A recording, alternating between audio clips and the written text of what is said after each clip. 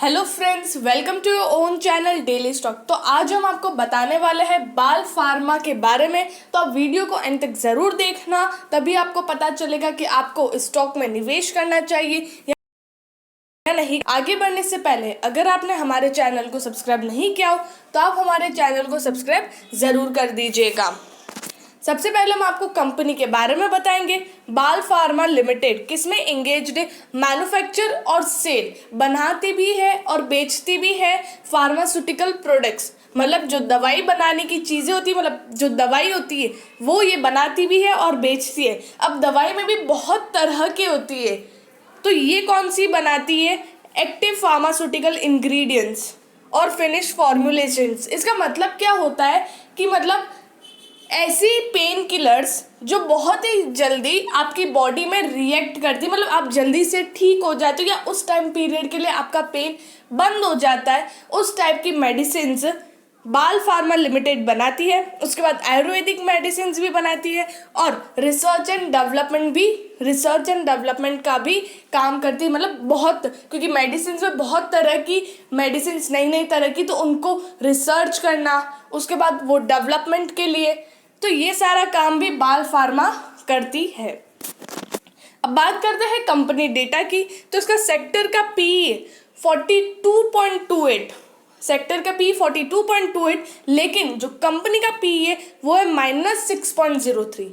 -6.03 मतलब जो नेगेटिव में है। तो इसका क्या मतलब हुआ कि कंपनी हाल फिलहाल लॉस मेकिंग कंपनी है, मतलब जो ये लॉस मेकिंग कंपनी है। उसके बाद जो सेक्टर का पीबी है वो 4.43 है और कंपनी का जो पीबी है, प्राइस टू बुक वैल्यू, वो है 1.62। तो अगर आप सेक्टर के पीबी से कंपेयर करते हो तो ये कंपनी आपको कम रेट्स में मिल रही है। और ये लॉस मेकिंग क्यों है? क्योंकि जो कंपनी का जो धंधा है वो धीरे धीरे कम हो रहा है, धीरे धीरे बहुत ज़्यादा कम हो रहा है। वो डिविडेंड यील्ड, कंपनी डिविडेंड नहीं देती है, पर इसका सेक्टर का जो डिविडेंड यील्ड है वो 108.09% है। ये कंपनी स्मॉल कैप है जिसका मार्केट कैपिटलाइजेशन ₹75 करोड़ का है और इस स्टॉक का रैंक आता है स्टॉक मार्केट की कंपनियों में से 1819 नंबर पे इसका रैंक आता है। 20 डे एवरेज डिलीवरी अगर आप देखोगे कि 20 दिन का अगर आप एवरेज निकालो, लोगों ने कितने शेयर्स मार्केट से उठाए हैं, तो वो है 23,638। इतने शेयर्स लोगों ने मार्केट से उठाए हैं। इसका बीटा है 0.67। अब बीटा का मतलब क्या होता है कि अगर मार्केट 1% अगर market increases, then the company, जो कंपनी का जो शेयर प्राइस है वो 0.67% से इंक्रीज होगा।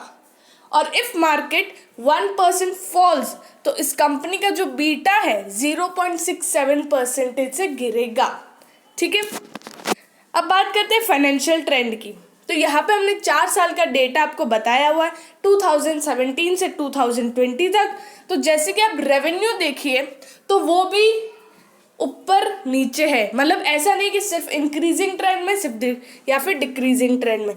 जैसे कि 2017 में कंपनी का सेल्स इंक्रीज था, लेकिन 2018 में वो डिक्रीज हुआ है, 213 करोड़ पे आया है। उसके बाद 2019 में 226 करोड़ पे और 2020 में बहुत ही उसका जो सेल्स है बहुत ज़्यादा नीचे गिर गया है। कंपनी का सेल्स 172 करोड़ पे आ गया है।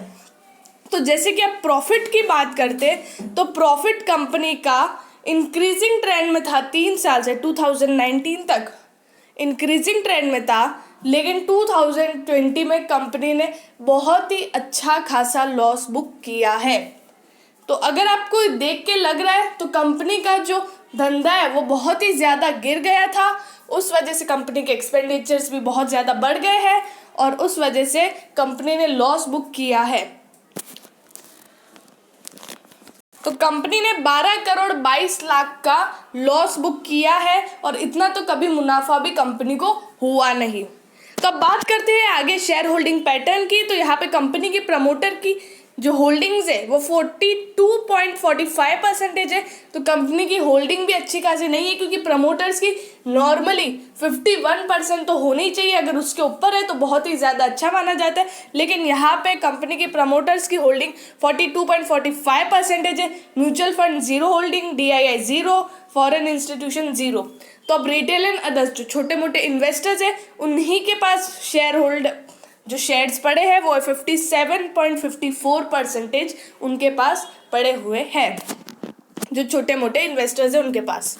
तो अब बात करते हैं रेवेन्यू स्टेटमेंट की। तो यहाँ पे हमने हर क्वार्टर का, मतलब यहाँ पे हमने 3 क्वार्टर का आपको रेवेन्यू स्टेटमेंट बताया हुआ है। तो जिसमें से आप जून 2020 में तो वो 52 करोड़ का था, जो सितंबर में इंक्रीज हुआ है, दिसंबर में फिर से थोड़ा सा डिक्रीज, मतलब 1 करोड़ का डिक्रीमेंट आया है।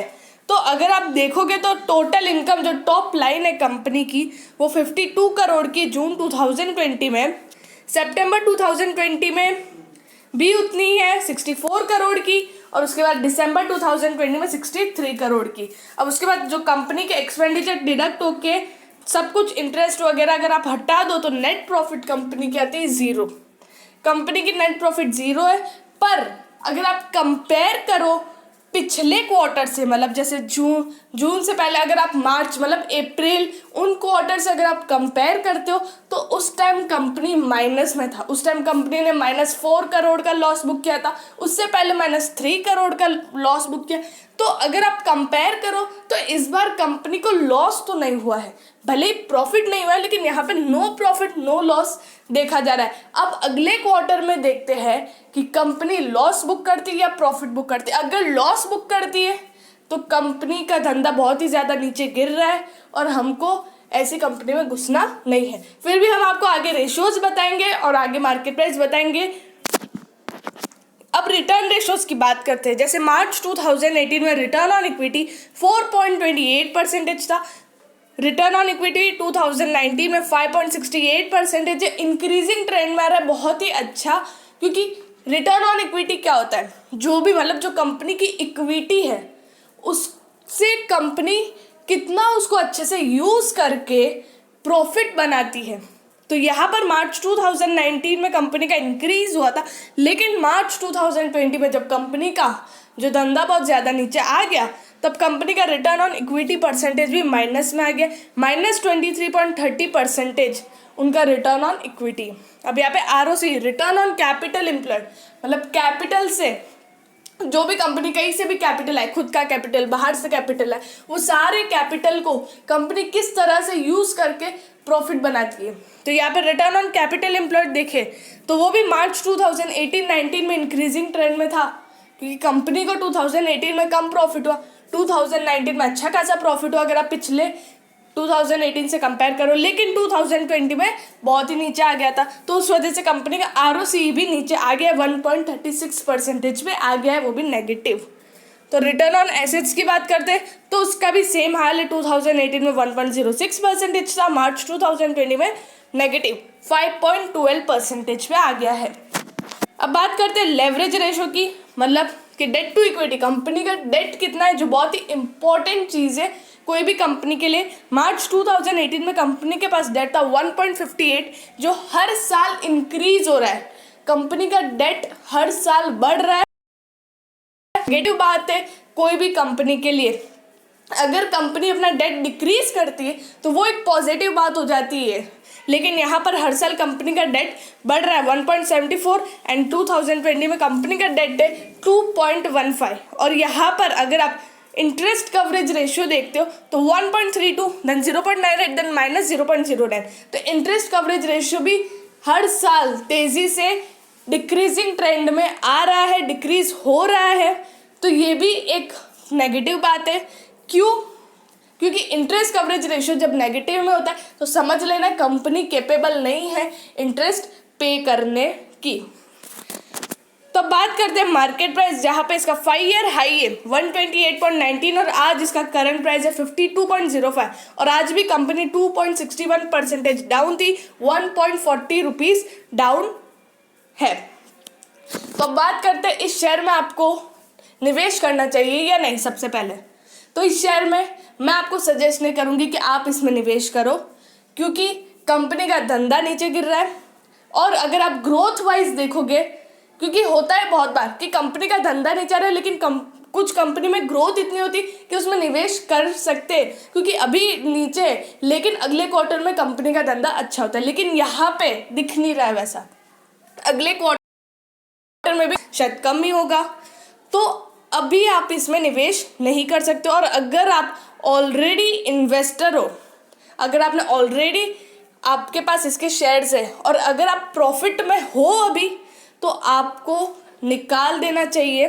फिर आपको अगर बाद में इसमें ग्रोथ लगे कि नहीं कंपनी और ऊपर जा सकती है, बाद में अगर ऐसी कुछ न्यूज़ है, तब आप फिर से निवेश करिए।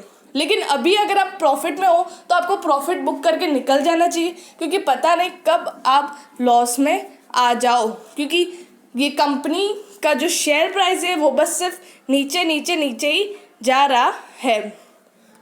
फिर भी आप अगर आप कोई भी डिसीजन लो, आप अपने एक बार फाइनेंशियल एनालिसिस ज़रूर पूछताछ करिएगा। अगर आपको वीडियो अच्छी लगी तो please like and share and subscribe our channel.